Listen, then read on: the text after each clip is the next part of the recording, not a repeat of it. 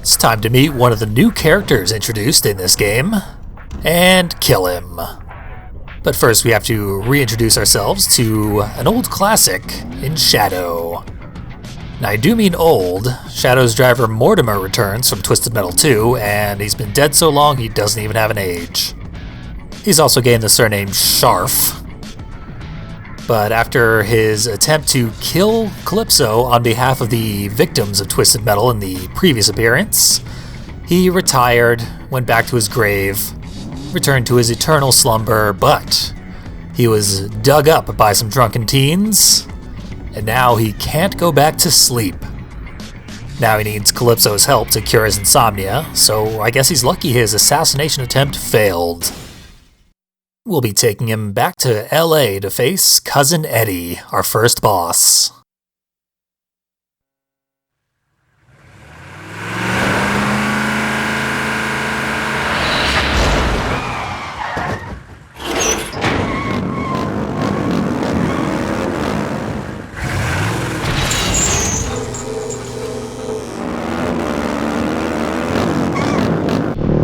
The moment we gain control, all the ATVs converge on our position, so if you happen to be playing as Shadow, you can fire your special and hit all of them all at once. It's pretty great. And that does significant damage to these extremely weak enemies.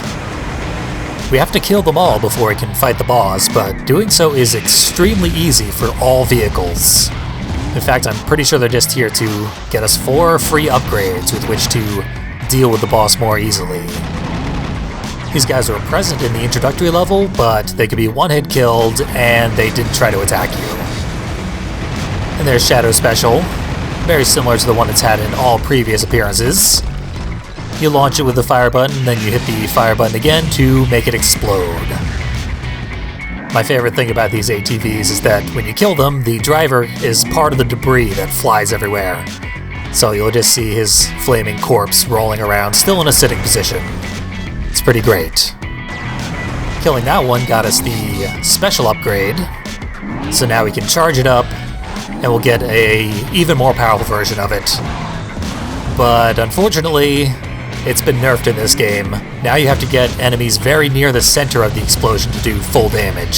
So that special could have done 27, instead it did 9.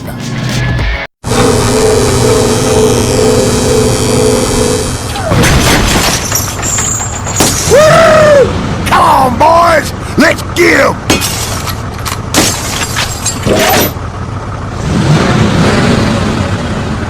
And here's the boss. This little dialogue clip there does not play in the PS2 version. I had to edit it in post so that you could enjoy Cousin Eddy's voice. Cousin Eddy is a character from National Lampoon's Christmas Vacation, just stolen directly from that movie. Everything else in this game is embarrassingly frozen in the year 2005, then they just suddenly rip off a 1989 movie. I don't get it. But I did hit him full on with Shadow's special, and did no damage whatsoever because we have to kill all the hillbillies hanging out of the RV's windows before the vehicle can be harmed. I don't know how hillbillies are generating a force field of any sort, but it's a mechanic taken from the Minion boss fight in Twisted Metal Black, because Cousin Eddy replaces Minion. I mentioned last time that there was one playable vehicle from Twisted Metal 2 that didn't make it into this game, and it's Minion. Minion canonically died in the second game. So we get this thing. And the hillbillies, when they're alive, they will fire shotguns at you, and the one on top will fire a flamethrower at you if you get too close. He's been killed now, so we don't have to worry about that, but it did take 2 napalm attacks because he's got a lot of HP. And the vehicle fires constant homing missiles at you you can't do anything about. We did see that the counter to having to hit enemies in a specific location on the vehicle is to freeze the vehicle, then you can just move over to your next target and get an easy hit on them. You won't even break the ice because it doesn't count as hitting the boss. Once Eddy becomes vulnerable, he gets hyper aggressive and tries to ram you. Then when he gets to low health, he puts up his shield and tries to make one last attempt to finish you off. It was in vain this time though. We were able to take out the boss with relative ease. He's a manageable opponent, much more so than most previous bosses in the series. And once you've beaten him, you get to play as him, and one of those ATVs that we easily trounced earlier. Now I just need to note a few quick things about Shadow Special since I didn't have time earlier. You can no longer accidentally damage yourself with it, which is a change from most previous versions of the car. And a change for the better, I would say. Also, when you blow up the attack in the PSP version, it explodes with cool purple smoke. But on the PS2 version, it just makes a kinda normal explosion. You can still use it to do trick shots through walls and stuff, but it has clearly been balanced from its Twisted Metal 2 version, where it pretty much made Shadow one of the best cars in the game. We are still able to use it and other tools to complete the battle, which means it's bedtime for Mortimer.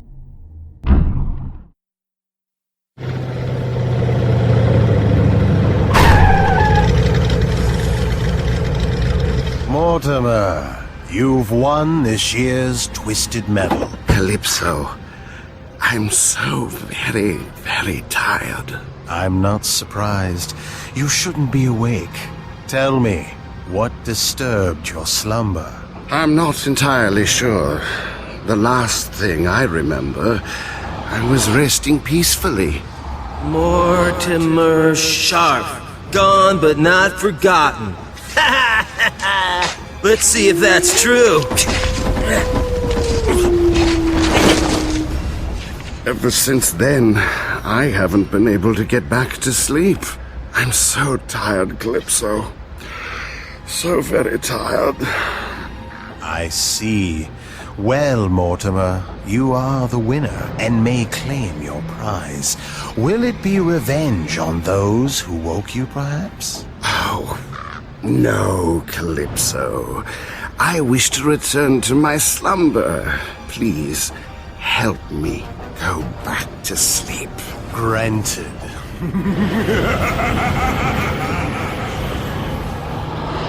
Comfy? Very.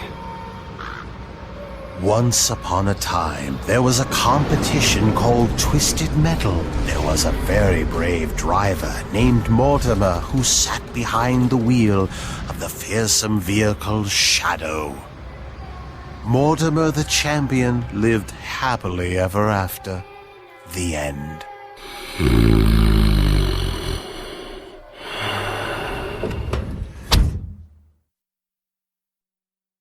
Sleep well, Mortimer. Even though you once tried to kill Calypso, and you refused his offer for revenge, which was a death sentence in Twisted Metal Black, he still happily granted your wish for a bedtime story with no twists whatsoever.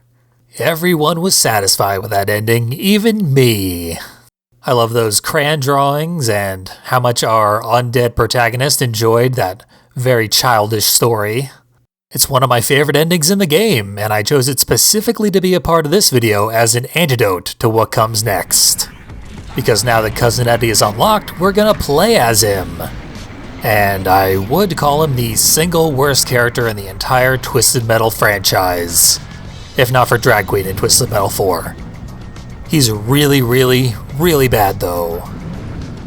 He's from a place in the Ozarks called Sour Creek, and he's the product of inbreeding. This has made him a malformed but impossibly strong giant.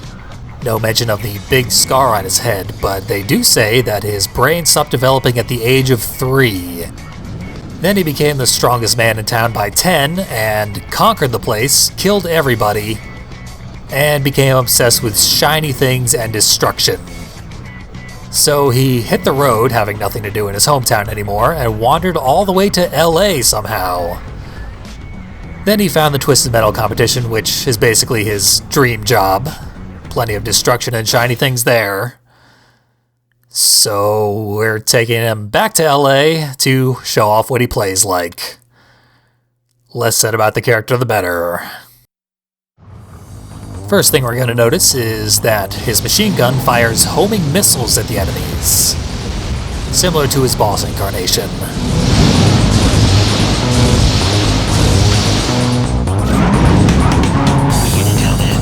If you just hold the fire button, the machine gun overheats after 10 missiles.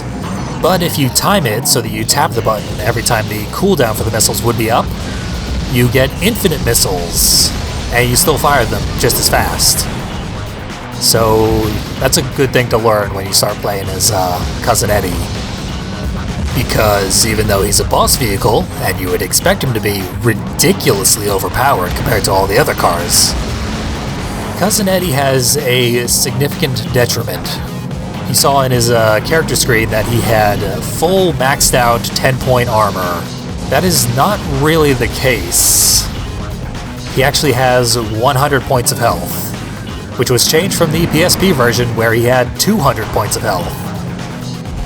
I guess they realized that giving you a superpowered character halfway through the game really incentivized you to immediately cheat and switch to that character, very easily complete the game.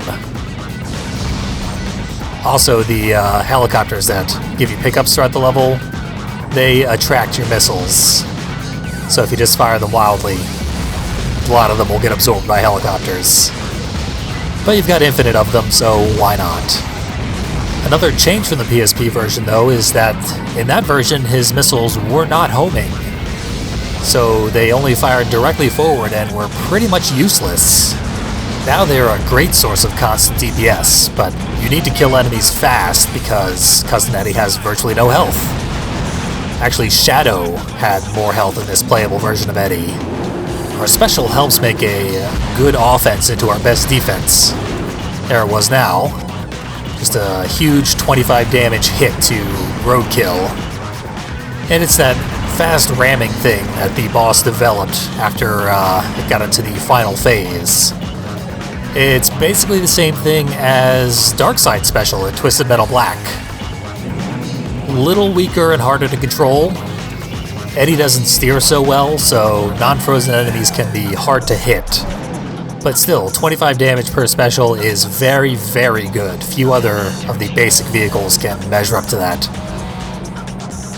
And this is why I decided to take Eddy back to Hollywood, so that I can show blowing up the sign from the ground level, because it's also really, really cool. So it's all set up. Let's set it off.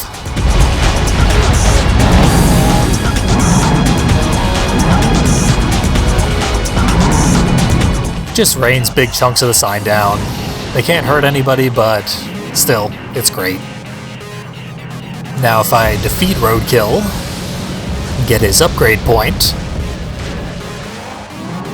I'll upgrade my special weapon, so that when it is selected, the top hillbilly emerges from the RV, and you'll recall that he's the one who controls the flamethrower.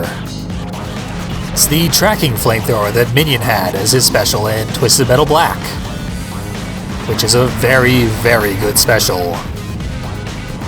Made sure to switch to and from the special a couple of times so that everyone will get a good look at the animation.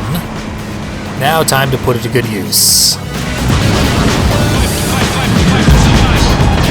I froze Grasshopper too early, and it's a fast maneuverable car that easily escaped the brunt of the damage. Slow opponents you can hit with the full effect of the special, which can get you up to like 36 damage plus additional fire damage. It's nowhere near as broken as flamethrower specials from earlier games, many of which could be used for one-hit kills, but it's certainly a lot better than Thumper's flamethrower special. In fact, it compares favorably to pretty much every special in this game. And that's Cousin Eddy, measurably better than almost all the other vehicles in the game, but he's got a glass jaw that keeps him from just steamrolling all the competition like you'd kind of want him to. All that's left to see of him is his ending, which is atrocious. It wasn't until the 2012 remake that they were able to make a cutscene more unwatchable than what I'm about to show you.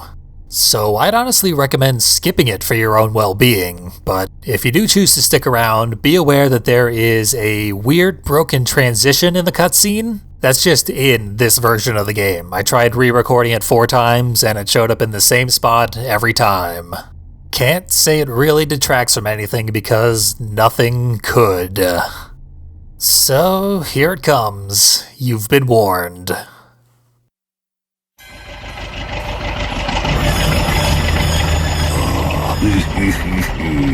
Who are you, and what do you think you're doing? Looked fun.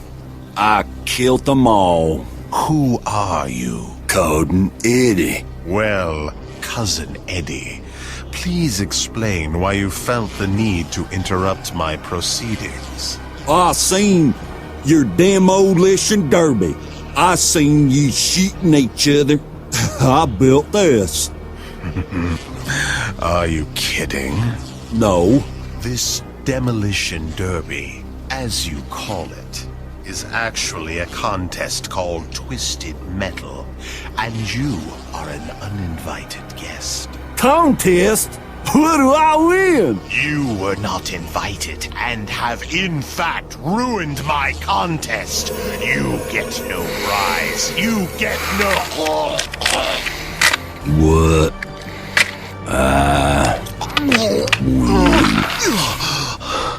Okay, you win. You may wish for whatever your heart desires. Cousin Eddy want a better one. But, okay, granted.